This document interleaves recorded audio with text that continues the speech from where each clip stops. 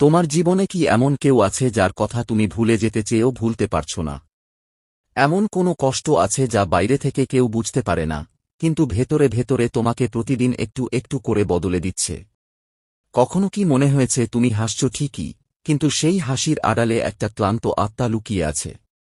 যদি এই কথাগুলোর একটাও তোমার হৃদয়কে ছুঁয়ে যায়, তাহলে আজকের এই ভিডিওটা হয়তো কাকতালীয়ভাবে তোমার সামনে আসেনি। হয়তো ইউনিভার্স তোমাকে আজ কিছু বলতে চায়। নমস্কার আমার সুন্দর আত্মারা, তোমরা যারা এই মুহূর্তে এই রিডিংটা দেখছ, বিশ্বাস করো তোমাদের এনার্জি একদম এমনই এখানে আসেনি। কোনো না কোনো কারণে তোমাকে আজ এই মেসেজটা শুনতেই হতো।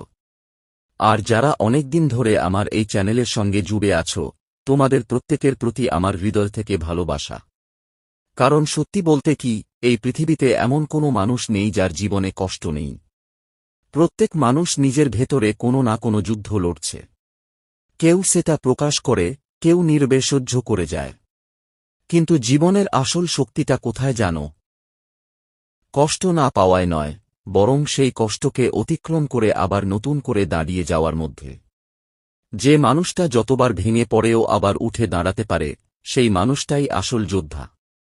আর আমি সবসময় একটা কথাই বলি, আমরা যা ভাবি, আমরা যে এনার্জি নিজের মধ্যে রাখি, জীবন ধীরে ধীরে সেটাকেই বাস্তবে পরিণত করে।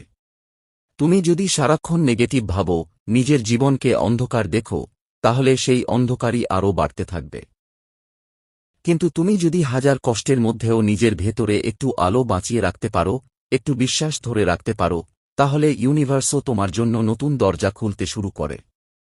তাই আজকের এই রিডিং শুরু করার আগে আমি শুধু এটুকুই বলবো, নিজের মনটাকে শান্ত করো, গভীর একটা শ্বাস নাও এবং নিজেকে এই এনার্জির সঙ্গে কানেক্ট হতে দাও। কারণ আজ যা উঠে আসবে, সেটা হয়তো তোমার জীবনের এমন কিছু সত্য সামনে আনবে যা তুমি অনেকদিন ধরে অনুভব করছিলে কিন্তু ভাষায় প্রকাশ করতে পারছিলে না। আর হয়তো আজকের এই ভিডিওর মধ্যেই তুমি খুঁজে পাবে সেই উত্তর, সেই মেসেজ বা সেই সাইন যার জন্য তোমার আত্মা অনেকদিন ধরে অপেক্ষা করছিল। আজকের এই রিডিংটা একটু আলাদা হতে চলেছে। কারণ আজ আমরা শুধু সাধারণভাবে কারো অনুভূতি বা ভবিষ্যৎ নিয়ে কথা বলবো না, আজ আমরা ধীরে ধীরে একদম গভীরে যাওয়ার চেষ্টা করব।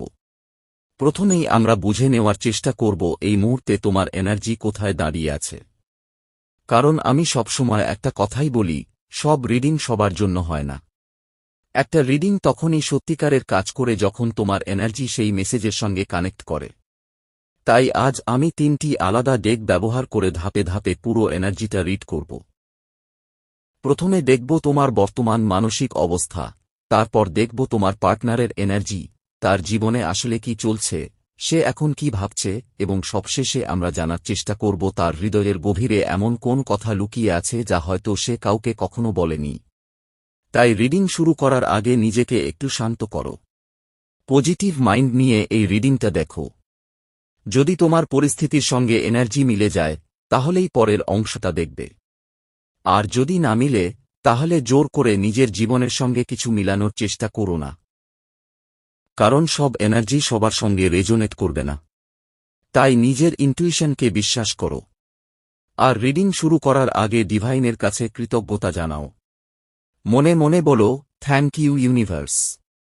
কারণ কৃতজ্ঞতার এনার্জি সবচেয়ে শক্তিশালী এনার্জি। আর যদি তুমি এই রিডিংয়ের সঙ্গে কানেক্ট করতে চাও, তাহলে ভিডিওটিকে লাইক করে নিজের এনার্জিকে এই রিডিংয়ের সঙ্গে যুক্ত করে নাও। এখন যখন আমি তোমার এনার্জির সঙ্গে কানেক্ট করার চেষ্টা করছি, তখন খুব স্পষ্টভাবে একটা বিষয় উঠে আসছে। তুমি ভীষণভাবে নিজেকে কন্ট্রোল করে রেখেছ। বাইরে থেকে হয়তো সবাই ভাবছে তুমি ঠিক আছো, তুমি নরমাল আছো, তুমি সব সামলে নিয়েছ। কিন্তু ভেতরে ভেতরে তুমি প্রচণ্ড কষ্ট পাচ্ছ। মনে হচ্ছে যেন প্রতিদিন নিজের অনুভূতিগুলোকে চেপে ধরে বাঁচার চেষ্টা করছ। তুমি কাউকে বুঝতেই দিচ্ছ না তোমার ভেতরে কি যুদ্ধ চলছে। এমনকি তুমি যদি টারো রিডিং দেখো বা নিজেকে হিল করার চেষ্টা করো, সেটাও অনেকটা লুকিয়ে লুকিয়ে করছ। যেন কেউ জেনে না যায় তুমি মানসিকভাবে ভেঙে পড়েছ বা তুমি নিজের কষ্ট থেকে বেরিয়ে আসার চেষ্টা করছ। তুমি নিজেকে এতটাই শক্ত করে বেঁধে রেখেছ যে মাঝে মাঝে নিজের অনুভূতিকেও প্রকাশ করতে ভয় পাচ্ছ। কিন্তু একই সঙ্গে তুমি একটা নতুন পথও খুঁজছ।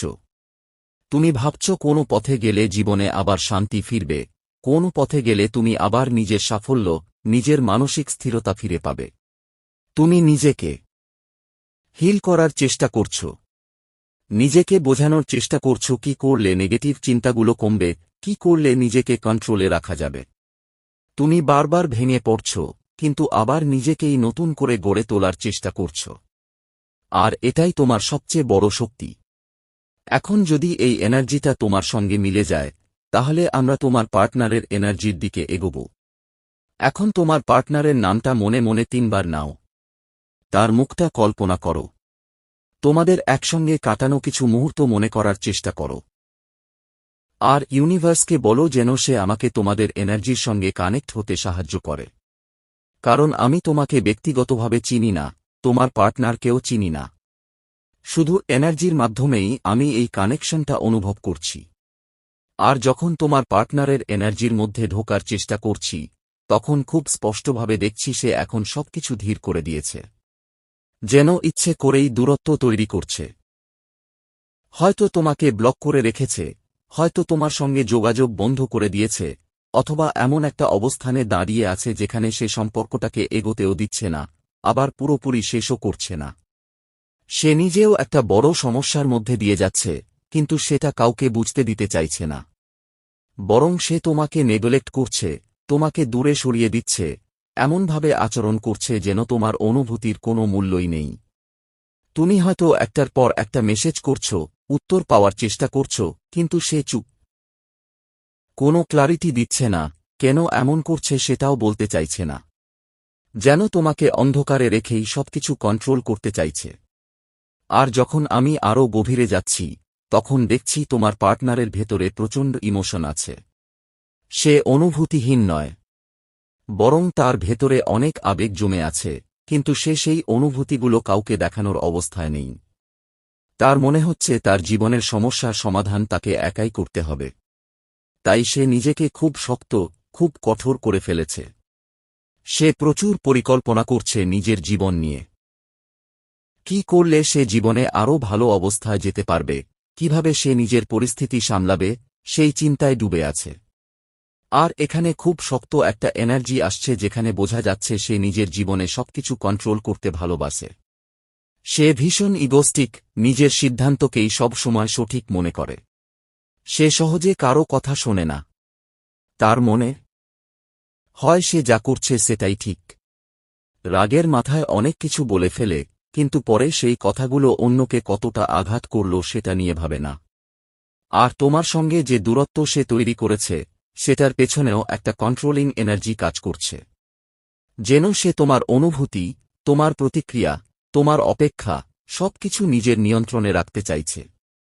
কিন্তু একই সঙ্গে এটাও সত্যি যে তার জীবন কখনোই খুব সহজ ছিল না। সে অনেক বাধা পেরিয়ে এখানে এসেছে। জীবনে অনেক কঠিন অভিজ্ঞতার মধ্য দিয়ে গেছে। আর সেই কারণেই হয়তো সে নিজের চারপাশে এত বড় একটা দেওয়াল তৈরি করে ফেলেছে, যেখানে কাউকে সহজে ঢুকতে দিতে চায় না। এখন যদি আমরা এই এনার্জিটাকে একটু গভীরভাবে বুঝি, তাহলে খুব পরিষ্কারভাবে একটা ছবি সামনে আসে। তোমার পার্টনার আসলে জীবনে এমন একটা পর্যায়ে আছে যেখানে সে একদিকে প্রচণ্ড অভিজ্ঞ, অনেক কঠিন পরিস্থিতি পার করে আসা একজন মানুষ, কিন্তু অন্যদিকে সে এখনও নিজের ভেতরের কিছু সমস্যার সঙ্গে লড়াই করছে যেগুলো তাকে মানসিকভাবে স্থির থাকতে দিচ্ছে না। এখানে প্রিন্সেস অফ কয়েন্স এনার্জি খুব স্পষ্টভাবে দেখাচ্ছে যে তার ভেতরে একটা ইচ্ছা আছে তোমার জন্য একটি স্থিতিশীল, সুন্দর এবং ফলপ্রসূ ভবিষ্যৎ তৈরি করার। সে চায় এমন একটা জীবন যেখানে শুধু স্ট্রাগল নয়, শান্তি, নিরাপত্তা এবং গ্রোথ থাকবে। কিন্তু বাস্তবে তার নিজের জীবনের ভিতরেই এখন বড় ধরনের অস্থিরতা চলছে, বিশেষ করে অর্থনৈতিক দিক থেকে এবং ফ্যামিলি সাইডে, যেখানে তার মায়ের সঙ্গে টাকাপয়সা বা পারিবারিক সম্পত্তি নিয়ে গুরুতর সমস্যা তৈরি হয়েছে। সে অনুভব করছে যে ফ্যামিলি থেকে সে সেই সাপোর্টটা পাচ্ছে না যেটা সে আশা করেছিল। আর এই জায়গাটাই তাকে ভেতর থেকে ভেঙে দিচ্ছে, কারণ ফ্যামিলির সঙ্গে এই কনফ্লিক্ট তার মানসিক শান্তিকে নষ্ট করছে। তার চারপাশে একটা ভারী চাপ তৈরি হয়েছে, যেখানে সে বুঝতে পারছে না কার ওপর ভরসা করবে, কিভাবে এই পরিস্থিতি থেকে বের হবে। এই অবস্থায় তার চিন্তার মধ্যে অনেক নেগেটিভিটি ঢুকে গেছে, ওভারথিংকিং বেড়ে গেছে, এবং সে নিজের মধ্যে আরও বেশি বন্ধ হয়ে যাচ্ছে। অনেক সময় এমনও অনুভূত হয় যে তার চারপাশে কোনো অদৃশ্য বাধা কাজ করছে, যেটা তার পথকে বারবার থামিয়ে দিচ্ছে। এই ধরনের এনার্জিকে কেউ কেউ ভুলভাবে ব্ল্যাক ম্যাজিক বা নেগেটিভ ইফেক্ট হিসেবে ব্যাখ্যা করে, কিন্তু মূল কথা হল সে প্রচণ্ড মানসিক চাপ এবং অস্থিরতার মধ্য দিয়ে যাচ্ছে, যার কারণে তার চিন্তাভাবনা আরও ডার্ক হয়ে যাচ্ছে। একই সঙ্গে তার ব্যক্তিত্বের আরেকটা দিক খুব শক্তিশালীভাবে সামনে আসে। সে ভীষণভাবে আত্মবিশ্বাসী, নিজের সিদ্ধান্তে স্থির থাকতে চায় এবং নিজের জীবনকে কন্ট্রোল করতে ভালোবাসে। সে সহজে কাউকে বিশ্বাস করে না, কারণ অতীতের অভিজ্ঞতা তাকে শিখিয়েছে যে বিশ্বাস করলে আঘাত পাওয়ার সম্ভাবনা থাকে। তাই সে সম্পর্কের ক্ষেত্রেও অনেক সময় মানুষকে পরীক্ষা করে দেখে তারপর বিশ্বাস করে। কিন্তু এই একই কারণে তোমার সঙ্গে তার দূরত্ব তৈরি হয়েছে, কারণ সে এখন নিজের অনুভূতি প্রকাশ করার চেয়ে নিজের ভেতরে সবকিছু চাপা দিয়ে রাখতে বেশি স্বাচ্ছন্দ্য বোধ করছে। সিদ্ধান্ত নেওয়ার ক্ষেত্রেও সে এখন খুব বিভ্রান্ত অবস্থায় আছে। একদিকে সে স্থিরতা চায়, অন্যদিকে কোন পথে যাবে সেটা বুঝতে পারছে না। সে এমন একটা জীবন চায় যেখানে সে নিজেকে রাজার মতো অনুভব করবে, যেখানে তার সবকিছু নিয়ন্ত্রণে থাকবে, কিন্তু বাস্তবতা তার সেই ইচ্ছার সঙ্গে মিলে যাচ্ছে না। আর সেই কারণেই সে এখন এক ধরনের আটকে থাকা অবস্থায় আছে, যেখানে সে এগোতেও পারছে না, আবার থেমেও থাকতে পারছে না। এখন যদি আমরা তার ভেতরের গভীর ভাবনাগুলো দেখি, তাহলে বোঝা যায় সে তোমাকে নিয়ে অনেক বেশি চিন্তা করছে। সে অনুভব করছে তার নিজের সমস্যাগুলো এতটাই বড় যে সেগুলো তোমার সঙ্গে শেয়ার করলে তোমার ওপর অতিরিক্ত চাপ পড়বে, তাই সে নিজেকে দূরে সরিয়ে রাখছে। তার ভেতরে একটা দ্বন্দ্ব চলছে। সে চায় সম্পর্কটা ব্যালেন্স থাকুক, কিন্তু একই সঙ্গে সে মনে করছে তুমি হয়তো তার কষ্ট পুরোপুরি বুঝতে পারছ না বা তার পরিস্থিতিকে সেইভাবে গ্রহণ করতে পারছ না। এই কারণে সে এক ধরনের ডিফেন্সিভ অবস্থানে চলে গেছে, যেখানে সে নিজেকে রক্ষা করার জন্য দূরত্ব তৈরি করছে। আবার অন্যদিকে সে তোমাকে একজন খুব শক্তিশালী এবং স্বাধীন মানুষ হিসেবে দেখে, যে নিজের জীবন নিজে সামলাতে পারে। এই ধারণা তার ভেতরে কখনো কখনো এই অনুভূতি তৈরি করে যে তুমি হয়তো তাকে ছেড়ে চলে যাবে না, তাই সে সম্পর্কটাকে নিজের মতো করে কন্ট্রোল করার চেষ্টা করে, কিন্তু সেই কন্ট্রোলের মধ্যেই আবার দূরত্ব তৈরি হয়ে যায়। এই পুরো পরিস্থিতিতে তার ভেতরে এক ধরনের কনফিউশন কাজ করছে।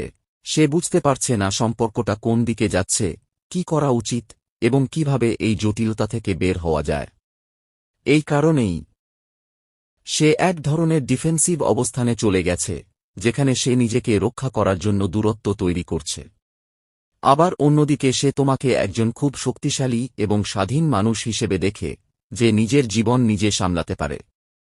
এই ধারণা তার ভেতরে কখনো কখনো এই অনুভূতি তৈরি করে যে তুমি হয়তো তাকে ছেড়ে চলে যাবে না, তাই সে সম্পর্কটাকে নিজের মতো করে কন্ট্রোল করার চেষ্টা করে, কিন্তু সেই কন্ট্রোলের মধ্যেই আবার দূরত্ব তৈরি হয়ে যায়। এই পুরো পরিস্থিতিতে তার ভেতরে এক ধরনের কনফিউশন কাজ করছে। সে বুঝতে পারছে না সম্পর্কটা কোন দিকে যাচ্ছে, কি করা উচিত, এবং কিভাবে এই জটিলতা থেকে বের হওয়া যায়। এই কারণেই সে অনেক সময় কোনো অ্যাকশন নিচ্ছে না, বরং নিজেকে ভেতরে ভেতরে রিজার্ভ করে রাখছে।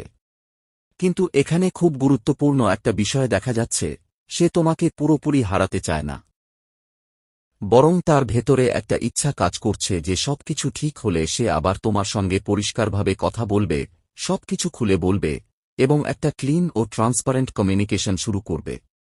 সে এখন একটা হিলিং ফেজের মধ্যে আছে, যেখানে সে নিজেকে শান্ত করার চেষ্টা করছে, নিজের ভুলগুলো বুঝতে চেষ্টা করছে এবং মানসিকভাবে আবার স্টেবল হওয়ার চেষ্টা করছে। এই সময়টা তার জন্য খুব গুরুত্বপূর্ণ, কারণ এখান থেকেই তার পরবর্তী সিদ্ধান্তগুলো তৈরি হবে। তো বন্ধুরা, এই ছিল আজকের স্পেশাল ডিভাইন রিডিং মেসেজ। এই মেসেজ যদি আপনাদের ভালো লেগে থাকে তাহলে ভিডিওটিতে লাইক করে চ্যানেলটিকে সাবস্ক্রাইব করে রাখুন। দেখা হবে পরবর্তী ভিডিওতে। ধন্যবাদ।